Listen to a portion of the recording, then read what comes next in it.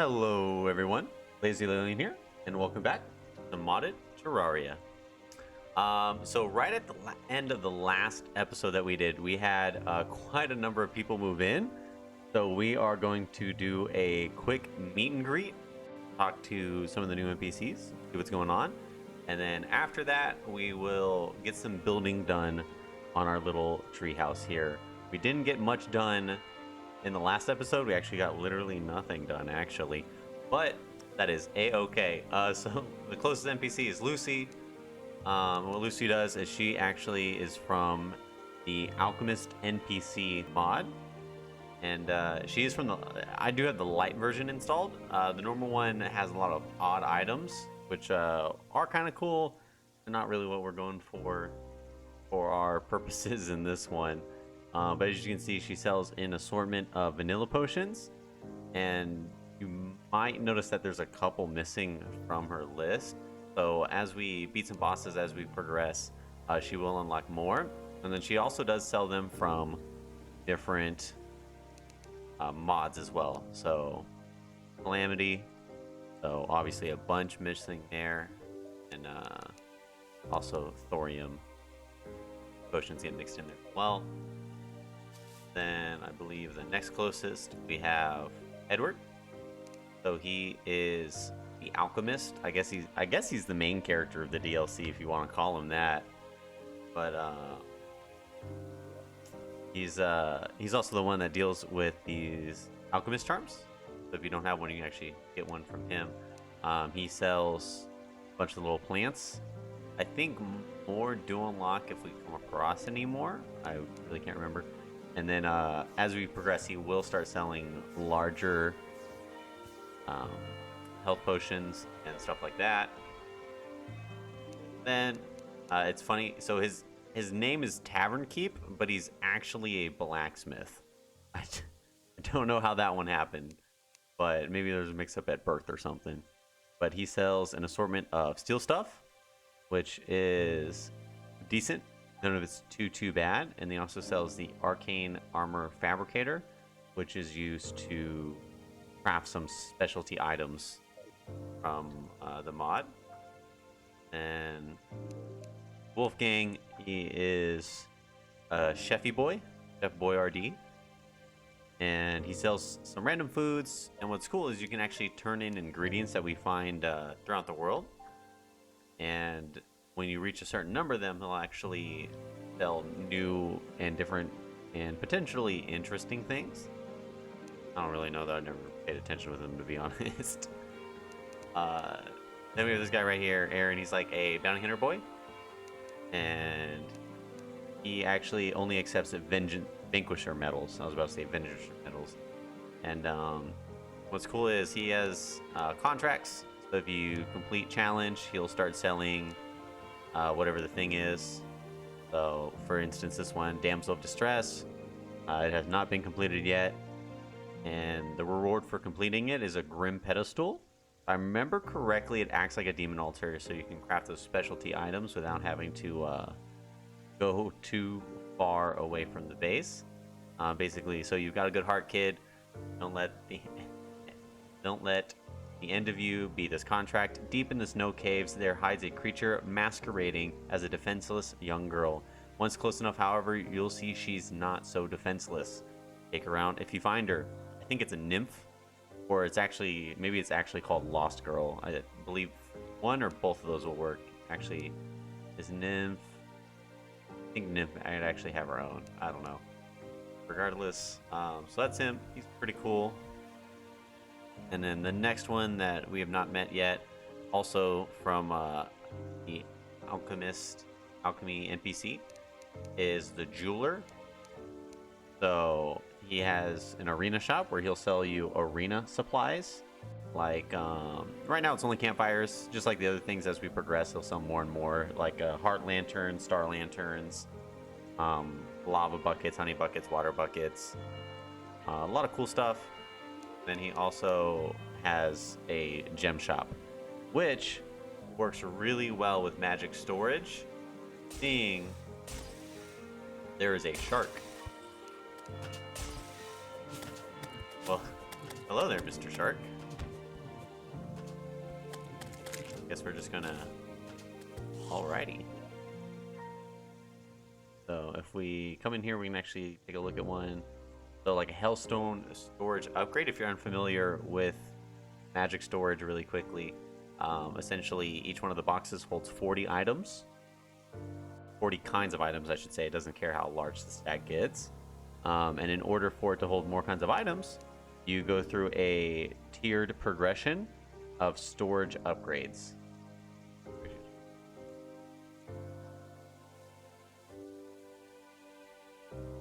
So it goes Demonite or Crimtane, which take their Evil Bar and an Amethyst, Topaz in the next one, and Hollowed, following the mech bosses, and so on and so forth. So it goes from 40, 120, 160, so on and so forth until it gets quite magically delicious. But without further ado, I think we're going to get into the time lapse now. Get started on this house, see what kind of inspiration we can pull forth, and hopefully everyone enjoys it.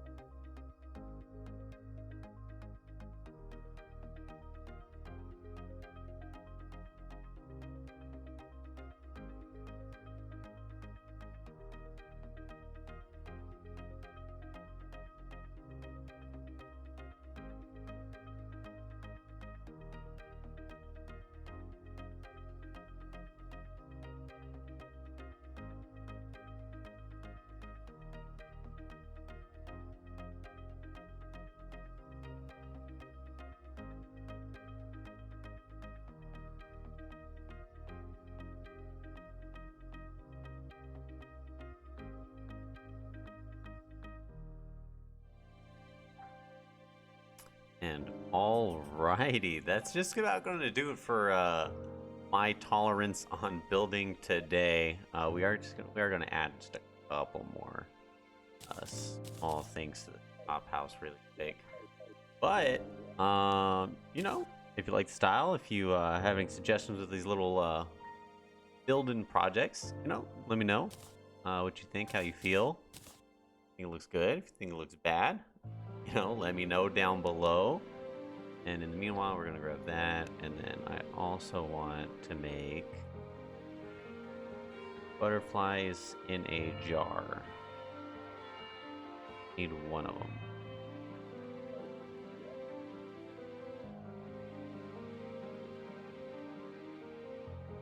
Preferably one I have multiple butterflies of. There you go. Or the other one. I don't care about this one. We'll do this one. But yeah. So next time we get to building, we'll do a little more foliage, add some more branches. Let me know what you think about the little firefly things. I don't know. I thought they might look cool. Might be kind of like a good luck thing. I don't know. Do you think perhaps maybe the iron fence was too much? Too large of a portion? Yep. That's what was the issue. Okay, so we're gonna fall there.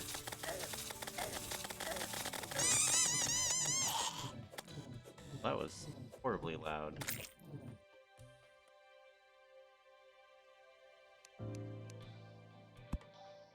Butterfly in that one. Cool. Awesome. So the next thing on our agenda. Oh, we did meet and greet earlier. And meet and greet this other guy. Just moved. Make the Dryad his neighbor. That seemed cool to me. So this man is the Tinkerer. His name just happens to be Alex.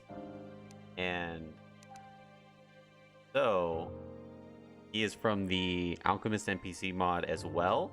His whole gimmick is that he sells accessories, right? And as you progress further and further into the game, you will slowly unlock more accessories that he sells, like more later tier stuff. So I'm gonna buy these ice skates. I actually don't have enough for the water walking boots, but we'll do that another time. Yeah, and then when we enter hard mode, I believe we'll have an option for hard mode ones. Actually, I might lump them in. It also has the combat ones separate. Those totally below. So I think that's going to do that for this little section. So the next thing that we want to get done is we're going to do Giant Clam. He's actually a mini boss. That's probably why I had forgotten about him, but he drops a couple cool things that could be decently useful. And then also Crabulon. And so we're going to do him as well. And we actually need to take the little trout boy. I don't know how to pronounce that. I'm Deca Padrita. That was horrible. That was absolutely trash. That was trash. Alrighty. So I guess maybe I'll smooth this out more too. While we're chatting here. Do a little blue. I think that's nice.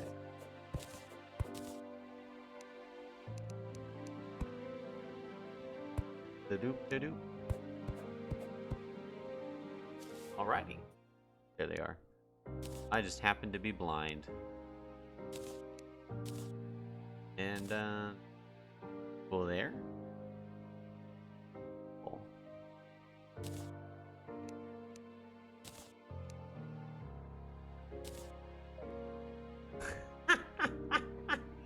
Oh, that's excellent. And, I guess the fish is tied with our movement speed. So, later in the game when we go stupid amounts of fast, he'll just be a blur. That is excellent. Oh, this is, oh, the fish jumps too. Oh, this is nice. And then afterwards, we'll come back. We will just smack around some sea life and get PETA real mad at us. All right, let me bring you guys back in a little bit. Awesome. And just like that, everybody, we are here in the Sunken Sea, which is a Calamity biome. We are here to smack some sea life, kill some clams, and who knows, maybe loot and pillage the local wildlife. So actually, befitting enough, we still have on the goldfish bowl. So even though we're in the ocean, it still can't escape its bowl. That's good. Breathing underwater right now because we have the Ocean Crest. It's the expert mode drop from the Desert Scourge. I almost forgot his name right there. So that's what's letting us breathe underwater. We got a couple of buff potions all lined up. And ready to do this thing. So essentially, all we gotta do is just hang out until one spawns. So if one doesn't spawn pretty soon, I'll probably just cut it. So let's go kill this clam.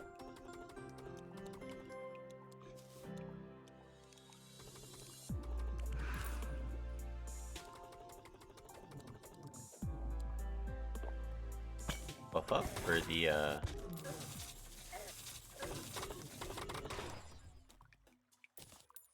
here, ready?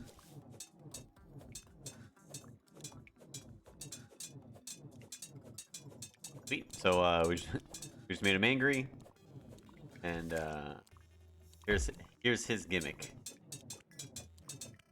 He teleports around, and occasionally will drop more clams. So he's not, honestly, he's not too difficult. Although he does actually give reason to come back and fight later on. I think it's after mech bosses you get some additional drops.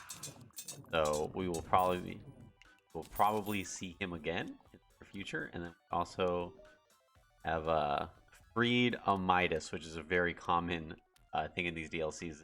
As soon as you beat the boss, it frees somebody. And so what he has for sale, sail shooter, snap clam. These are actually pretty cool, because like it says right there, it can latch onto enemies and deal damage over time. It's not too bad actually. We're not going to do him this time because got this bad boy right here, so I think we're pretty good. He also sells desert medallions for refining the Desert Scourge. Right. Well, have another NPC. Before I forget, I'm gonna grab the shark statue. He dropped a giant pearl. So you have a light aura around you. Enemies within the aura are slowed down. Does not work while a boss is alive. Summons a small amount of light in the abyss. Well, for the sake of it. So Mollusk Husk, he doesn't drop that yet. Clam Crusher, not drop that yet. I don't think he drops any of these yet, actually, to be completely honest with you. Zip, zap, zoop. Here we are. So actually, it's funny. The closest glowing mushroom biome was right next to the Sunken Sea. So I basically just went through with a little bit of sticky dynamite, blew it up, opened some space, made a little platform, grew some mushroom grass, so that way we are in a mushroom biome. And buff up, spawn them in.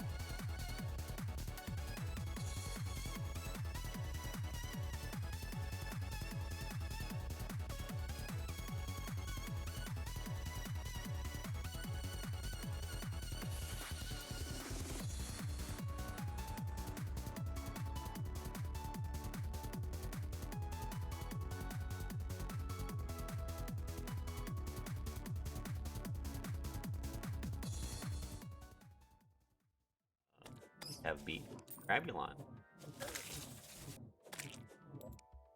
Have his treasure bag right there. So let's teleport home, put up most of the nonsense.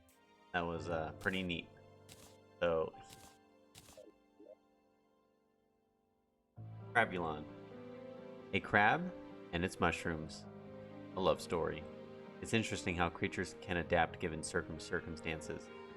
Favorite decided to gain the mushy buff while underground or in the mushroom biome. However, your movement speed will be decreased while in these areas due to you being covered in fungi. So, not bad at all. We're actually not going to favor that one though. For our treasure bag, that's a mushroom grass seed. Together. So fungal clump. This thing is excellent. It summons a little buddy. So, and he will actually heal you as we go. So you can find a zombie quick. Then we got fungicide. So it is done. We don't have any bullets on us. Enemy anyway. Here we go. Yeah, so latches on, does some damage. I think if we're hurt, he'll heal us.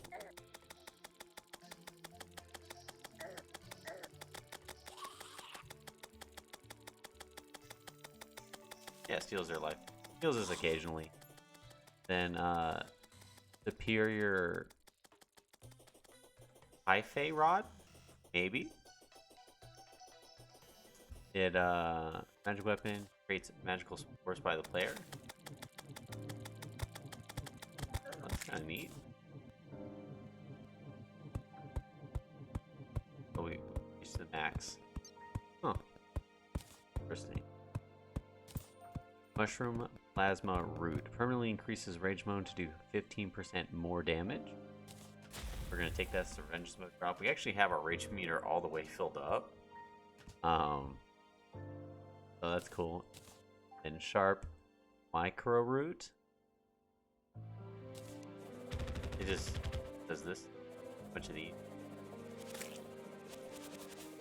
Which are cool. Fine.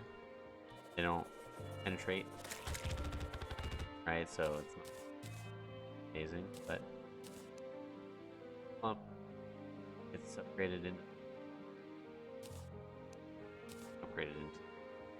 Aces High. Well, that looks like some end game material. Yeah, you are on soul fragments. Alrighty, well that's some real end game stuff right there. So we'll see it eventually, maybe, hopefully, perhaps. However, but guys, this is gonna do it for this one. Appreciate it if you guys watched to the end, or even if you skipped here. You know, appreciate you. Hope you enjoyed the little boss fights we got there. Hope you like what Three's looking at. You know, subscribe if you want to see how this journey is going to go. Drop a like if you liked it. And remember, the best is yet to come.